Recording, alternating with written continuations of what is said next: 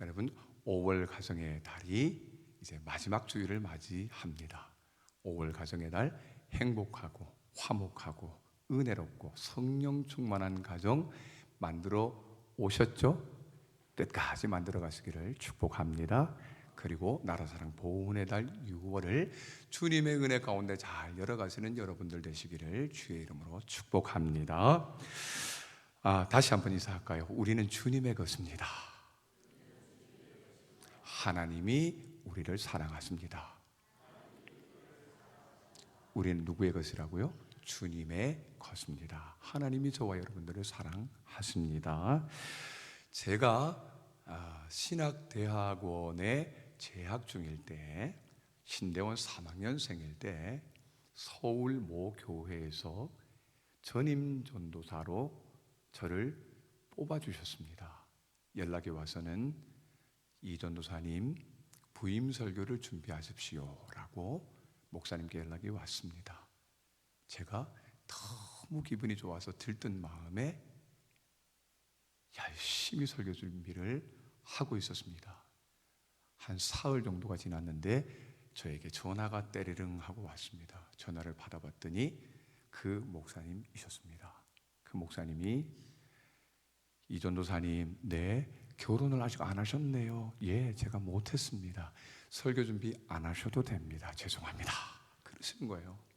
그래서 제가 그때 마음이 참 아팠습니다.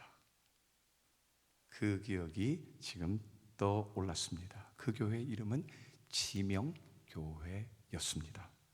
지명교회에서 저를 불러 지명하여 주셔서 오늘 본문의 말씀을 가지고 설교 준비를 하던 중에 지명교회에 의해서 지명철회를 당하였습니다.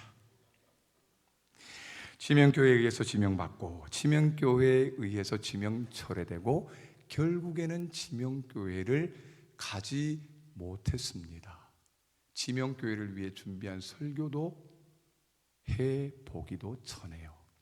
그래서 오늘은 지명교회를 위해서 준비했던 이 하나님의 말씀, 오늘 본문 말씀을 가지고 함께 말씀의 은혜를 나누고자 합니다. 저는요, 그때 지명교회에 가지 못했지만 그 후로 부산에 내려오게 되었습니다. 그리고 부산 저 섬나라 영도에서, 그리고 우리 덕천동 덕천교회에서 하나님의 은혜로 이렇게 귀한 사역을 최선을 다해서 감당해 왔습니다.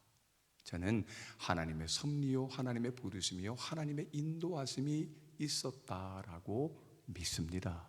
저와 여러분들의 삶 가운데도 하나님의 이러한 인도하심, 합력하여 선을 이루시는 하나님이 여러분들의 인생을 주관하시고 책임져 주실 줄로 믿습니다.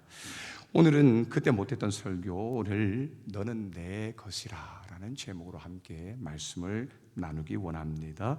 오늘 보면 이사야 43장은 이사야서 1 이사야서와 2 이사야서로 나뉘는데, 이 이사야서 40장부터 66장까지의 부분의 전반부에 해당하는 43장의 말씀입니다. 이 말씀은 이스라엘의 회복과 부흥에 대한 말씀이요, 이스라엘 백성에 대한 구원의 약속이기도 합니다. 그러면 말씀을 통해서 오늘 우리에게 들려주시는 바 귀한 음성을 함께 경청하고, 너는 내 것이라 말씀하시는 주님의 음성을 통해 우리가 이 땅 위에서 어떻게 살아가야 하는지를 다시 한번 깨닫고 결단과 다짐을 얻는 저와 여러분들 되시기를 주의 이름으로 축복합니다. 하나님은 먼저 우리가 하나님이 창조주시요 그 하나님이 우리를 지명하여 부르셨다라고 하는 것을 알기 원하십니다. 오늘 본문 1절을 함께 읽어볼게요. 1절입니다. 시작. 야곱아, 너를 창조하신 여호와께서 지금 말씀하시느니라. 이스라엘아, 너를 지으신 이가 말씀하시느니라. 너는 두려워하지 말라. 내가 너를 구속하였고 내가 너를 지명하여 불렀나니 너는 내 것이라. 자, 하나님께서 선지자 이사야를 통해서 너는 내 것이라 말씀하십니다. 당시 북방에는 저 아수르라고 하는 대제국이 호시탐탐 남아하며 모든 작은 나라들을 집어삼키려고 했습니다. 유다도 예외가 아니었습니다. 이스라엘도 예외가 아니었습니다. 그래서 호시탐탐 집어삼키고 위협하고 정복하여 포로 될 위기에 놓여 있었던 이스라엘 백성들이었습니다. 그러니 그들이 얼마나 두려웠겠습니까? 그런데 오늘 하나님께서 야곱아, 이스라엘 백성들아, 너희는 두려워하지 말라라고 말씀하고 있는 것이죠. 구체적으로 그 이유가 무엇일까요? 창조주 하나님께서 야곱, 곧 이스라엘 백성들을 향하여 내가 너를 지었다, 내가 너를 지명하여 불렀다, 너는 내 것이다, 그러니 너는 두려워하지 말라라고 말씀하고 있는 것이죠. 사랑하는 성도 여러분, 하나님께서 이스라엘을 향하여, 하나님께서 여기 계신 여러분 한 분 한 분을 향하여 내가 너를 지명하였다, 내가 너를 불렀다, 내가 너를 콕 집어서 아무개야 내가 너를 구원하였다, 그리고 너는 내 것이다 라고 말씀하고 있는 것입니다. 우리가 잘 아는 예화가 있죠. 영국의 자동차 왕 헨리 포드에 관한 이야기입니다. 어느 날 한 정비사가 중고차를 구입해서 중고차를 쫙 새 차로 고쳐서 그 차를 타고 출근을 하는데 차가 그만 멈춰버렸습니다. 이 정비 기사가 털털거리던 그 세워진 차를 엔진 뚜껑을 열고 차량 이곳저곳을 살피면서 고장난 데를 찾아내는데 찾지를 못하는 겁니다. 그런데 세단이 한 대 갑자기 탁 오더니 세단이 갑자기 서서는 거기에서 노 신사가 한 분 내려서 무슨 문제가 있습니까? 제가 한번 봐드릴까요? 그러고는 엔진을 한 대 툭 쳤더니 그만 시동 걸어보세요. 그러니까 시동을 거니까 부릉부릉 하고 그 차가 가는 겁니다. 정비기사가 놀라서 대체 당신은 누구입니까? 나는 이 차를 만든 헨리 포드입니다 라고 이야기를 하더라는 것이죠. 사랑하는 여러분, 누가 우리를 가장 잘 아시는 분일까요? 누가 우리를 지으신 분이실까요? 우리는 대체 누구의 것입니까? 여러분, 교회는 저를 불러놓고 지명철회할 수도 있습니다. 우리의 부모는 우리를 낳아놓고 버릴 수도 있습니다. 우리의 부모는 우리를 낳아놓고 잊어버릴 수도 있습니다. 그러나 우리의 영원하신 하나님은 오늘 이사야서 49장 15절 16절에 보면 이렇게 말합니다. 나는 너를 잊지 아니할 것이요 내가 내 손바닥에 너를 새겼다라고 말씀하고 있습니다. 사람은 잊어버리고 사람은 지명철회하고 사람은 여러분 우리에게 상처와 아픔을 준다 할지라도 영원하신 그 하나님은 우리가 힘들고 어렵고 고난당하고 삶의 모든 터전이 무너져가는 그 순간에도 우리를 지으셨기에 우리를 콕 집어서 건져내어 주시는 사랑과 구원의 하나님이심을 잊지 않으시기를 주의 이름으로 축복합니다. 날마다 그 하나님의 성호를 찬양하고 영광 돌리시는 복되신 우리 덕천의 성도님들 다 되시기를 예수 그리스도의 이름으로 축복합니다. 또 하나 우리에게 들려주시는 말씀은 하나님은 내 인생의 고난이 올 때 함께 하시는 구원자이심을 깨닫기 원하십니다. 오늘 본문 2절 3절을 함께 읽어볼게요. 시작. 내가 물 가운데로 지날 때에 내가 너와 함께 할 것이라 강을 건널 때에 물이 너를 침몰하지 못할 것이며 내가 불 가운데로 지날 때에 타지도 아니할 것이요 불꽃이 너를 사르지도 못하리니 대전하는 여호와 내 하나님이요 이스라엘의 거룩한 이요 내 구원자임이라. 내가 애굽을 너의 속량물로 구스와 스바를 너를 대신하여 주었노라. 아멘. 하나님께서 우리를 보시고 너는 내 것이다 라고 말씀하셔요. 여러분, 이 말씀에는 어떤 의미가 담겨 있을까요? 그냥 아무 의미 없이 내 것이다 이렇게 말씀하신 건 아닐 거 아닙니까? 자, 한번 생각해 보세요. 여러분이 누구를 보고 무엇을 보고 내 것이라고 말합니까? 가장 아끼는 아내, 가장 아끼는 딸과 아들, 혹은 물건 중에는 내가 가장 아끼는 보배, 우리에게는 성경이겠죠. 그걸 가지고 우리가 요건 내 거야 라고 콕 집어놓지 않습니까? 왜요? 남 손 못 대게, 그죠? 남은 거기에 얼씬도 못하게 하기 위해서 너는 내 거야 라고 말씀하시는 것입니다. 그러면서 오늘 본문에서는 뭐라고 말씀하시냐 하면 너는 내 것이니 네가 물 가운데로 지날지라도 내가 너와 함께 하겠다. 할렐루야. 내가 너와 함께 하겠다. 임마누엘입니다. 복 중에 최고의 복이 무엇이라고요? 요한 웨슬레가 마지막 목숨이 끊어져 가는 그 임종의 순간에 두 손을 높이 들고 기뻐 환성을 지르는데, 세상에서 가장 좋은 것은 여호와 하나님께서 나와 함께 하시는 것이라. 할렐루야. 하나님이 우리와 함께 하시는 것이 여러분 복 중에 가장 최고의 복인 줄로 믿습니다. 그런데 오늘 본문에서 하나님이 이 복을 우리에게 너는 내 것이라고 말한 자에게 약속하시는 거예요. 나아가서 어떻게 말합니까? 네가 물 가운데로 지나갈 때 너와 함께 할 것이라. 네가 불 가운데 건너갈 때 불이 너를 태우지도 못할 것이다.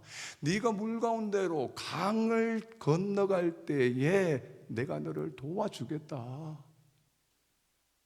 여러분, 우리가 인생을 살아가다가 보면 힘들고 어려운 일, 고난과 좌절과 낙담되는 일, 실패와 고생과 어려운 일들을 얼마나 많이 만납니까? 그 순간에 오늘 성경에서는 물이요, 불이요, 강이요, 험산 출령이다라고 우리에게 가르쳐 주고 있습니다. 그 순간에 하나님이 우리와 함께 하신다 말씀하고 있는 것이죠. 자, 어떤 젊은이가 육상 선수인데 열심히 준비하고 열심히 노력하고 열심히 뜀박질을 해서 저 올림픽에 가서 금메달을 땄습니다. 그리고는 그의 인생이 성공한 순간에 그 사람에게 소감을 물었습니다. 당신이 이렇게 성공하고 이렇게 금메달을 딸 수 있었던 이유가 무엇입니까? 그 젊은이가 이렇게 말합니다. 하나님께서 내가 발을 내딛는 순간마다 나와 함께 달려주셨기 때문입니다. 스포츠 해설가가 이렇게 말합니다. 아니 그게 무슨 말이요? 하나님이 옆에서 당신이 뛰는데 밀어주기라도 했단 말이요? 그 젊은이가 곰곰이 생각하더니 이렇게 말합니다. 하나님이 함께 계시지 않았더라면 저는 이 자리에 설 수도 없었습니다. 그리고 내가 운동을 훈련하고 연습하는 그 순간 그 준비도 저는 하지 못했을 것입니다.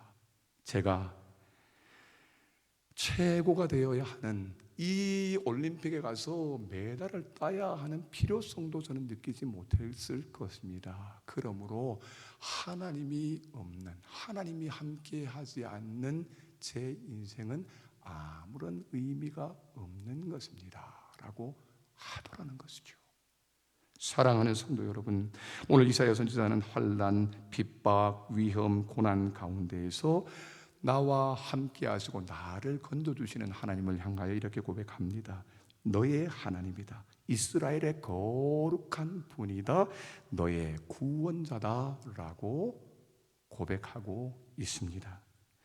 가정의 달 마지막 주일, 나를 지으시고 나를 가장 잘 아시는 여호와, 그분이 바로 나의 하나님, 거룩하신 이 나를 구원하실 이심을 믿고 고백하며 주님 앞에 여러분의 삶을 다 맡겨드림으로 하나님께서 우리의 인생을 책임져 주시고 시온의 대로를 활짝 열어주시는 그 은혜와 복을 누리며 승리의 삶을 살아가시기를 축복합니다. 마지막으로 하나님은 우리를 향하여서 보배롭고 존귀히 여기시며 우리를 아낌없이 사랑하십니다. 오늘 본문 4절 말씀 함께 읽어볼게요. 시작. 내가 내 눈에 보배롭고 존귀하며 내가 너를 사랑하였은즉 내가 내 대신 사람들을 내어주며 백성들이 내 생명을 대신하리니. 아멘. 하나님이 저와 여러분들을 향하여서 너는 내 눈에 보배롭고 존귀한 자다라고 말씀합니다. 여러분, 여기에 단 한 분도 소홀히 여기거나 경기 여김을 받을 분들이 없어요. 다 보배롭고 존귀한 분들입니다. 왜요? 하나님이 지으셨으니까, 하나님이 만드셨으니까. 하나님이 여러분들을 더 나아가서 오늘 본문에서 뭐라고 말합니까? 그들을 사랑하였느니라. 하나님이 여러분들을 사랑하실 겁니다. 어떻게 사랑하셨을까요? 하나님이 사랑하시기는 사랑하시되 이스라엘 백성들을 위하여 구스와 애굽과 스바 사람들을 대신 내어 주었다라고 말씀하고 있는 것입니다. 하나님이 우리를 살리시려고 저 애굽 사람, 저 구스 사람, 저 스바 사람을 대신 내어 주신 것입니다. 그렇게 우리를 사랑하신 거예요. 자, 이 놀라운 사랑을 사도 바울은 로마서 5장 8절에 이렇게 말합니다. 같이 한번 읽어볼까요? 우리가 시작. 우리가 아직 죄인 되었을 때에 그리스도께서 우리를 위하여 죽으심으로 하나님께서 우리에 대한 자기의 사랑을 확증하셨느니라. 아멘. 하나님이 우리를 어떻게 사랑하셨다고요? 독생자 하나밖에 없는 아들 예수 그리스도를 십자가에 못 박혀 죽기까지 내어 주시도록 우리를 사랑하셨다라고 하는 것입니다. 그러한 사랑을 받았으니 우리가 얼마나 보배로운 자입니까? 그러한 사랑을 받았으니 우리가 얼마나 존귀한 자입니까? 사랑하는 성도 여러분, 하나님은 이스라엘 백성과 우리에게 너는 내 것이라 말씀하시며 우리를 존귀하고 보배롭게 여기시고 당신의 가장 아끼는 독생자 예수 그리스도를 내어 주시기까지 우리를 사랑하셨습니다. 그러면 이제 우리는 어떻게 살아가야 할까요? 그 사랑을 나누며 그 사랑을 실천하며 그 사랑을 베풀며 살아가야 마땅하지 않겠습니까? 여러분, 가시고기 아시죠? 가시고기는 수컷도 있고 암컷도 있습니다. 그런데 모든 수중의 생물 중에 유일하게 둥지를 트는 것이 바로 가시고기라고 합니다. 가시고기는 땅 깊은 곳에 자신의 이 입으로 땅의 모래를 파내고 거기에 수초를 넣어가지고 새끼 알이 거기에서 부화되도록 그렇게 한다고 합니다. 그런데 이 가시고기의 부화율은 90%가 넘는데요. 그 비결이 어디에 있는지 아십니까? 가시고기 수컷은 알을 보호하기 위해 필사의 노력을 기울입니다. 자기보다 몸집이 2배, 3배 큰 물고기하고도 싸웁니다. 그리고 알에 산소를 공급하기 위해 부지런히 그것을 넣고 꺼내는 작업도 잊지 않습니다. 그리고는 가시고기는 15일 동안 아무것도 먹지 않습니다. 그 부화되는 알 옆을 지키고 있다가 15일 동안 아무것도 먹지 못함으로 인해 마침내에는 장렬하게 거기에서 죽는 것입니다. 여러분,